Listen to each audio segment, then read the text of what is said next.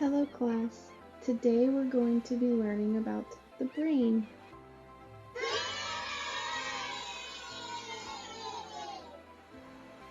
I know, quite exciting. First we'll talk about the brainstem. The brainstem is connected to the spinal cord, and it's where all of the basic things happen like breathing, the heartbeat, and more. Why does the brain look all wrinkly? I'm glad you asked that. The brain looks wrinkly because of something called convolutions. These give it that look. Next, we'll talk about the cerebrum. This has the temporal lobe, which lets you talk.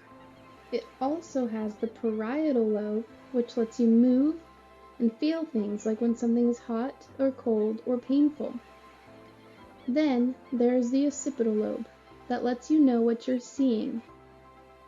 That's how you know you're seeing me right now. Lastly, there's the frontal lobe, which lets you figure out problems, smell, and plan for that fun trip you would go on with your family.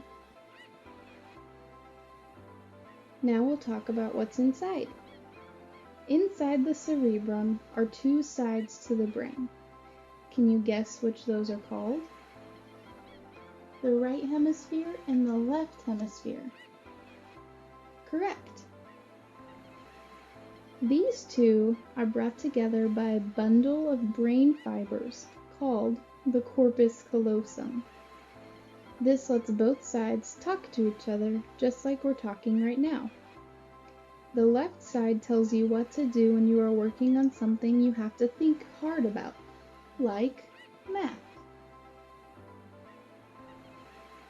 The right side tells you what to do when you are doing something fun, like art or music. Lastly, there is the limbic system, which has big, funny words inside of it like thalamus, hippocampus, hypothalamus, and amygdala. The thalamus is the first one to let you know something, like whether or not you smell those stinky gym socks, or if you taste that delicious pasta. The hippocampus lets you learn what your teacher says now, so you still know it later on. For example, right now, your hippocampus is taking in what I am teaching you, so that years later, you will still remember it.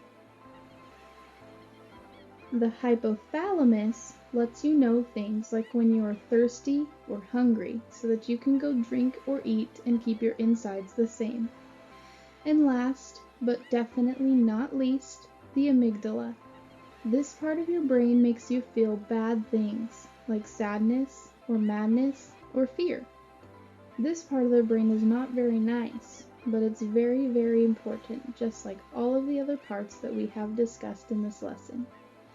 Tomorrow, we are going to talk about art and music, as we talked about earlier.